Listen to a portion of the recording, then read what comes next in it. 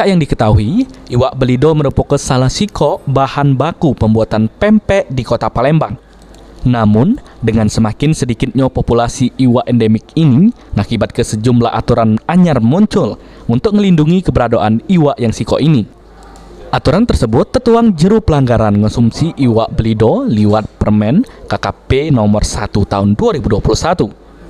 Yang di dalamnya terdapat aturan yang nyebut ke amun konsumsi iwak belido pacak dikena ke denda maksimal 1,5 miliar rupiah.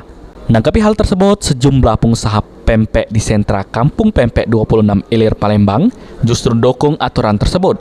Pasalnya, sudah sejak lama para pengusaha pempek di Palembang mulai beralih bahan baku pembuatan pempek yang sebelumnya identik dengan iwak belido, mainiari guna ke iwak gabus, iwak kakap, atau iwak tenggiri.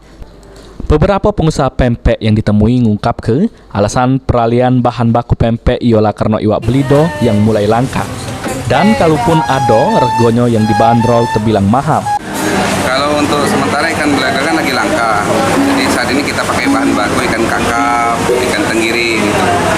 Karena ini kan ikan belido kan dilarang nih untuk dikonsumsi lagi. Mungkin seperti apa tanggapan kita sebagai pengusaha pempek? Oke, baik.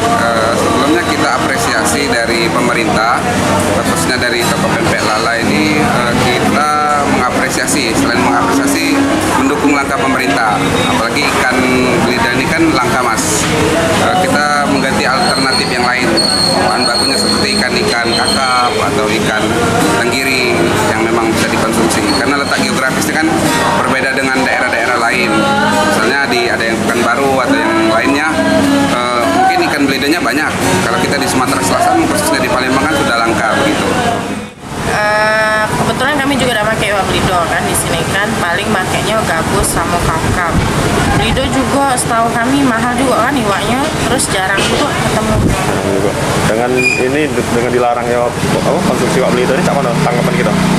Karena iwak ini kan langka. Gitu. Iya, kalau menurut kami ya, sebenarnya tidak apa-apa sih karena dia langka kan, jadi lebih baik tidak dikonsumsi lagi kan.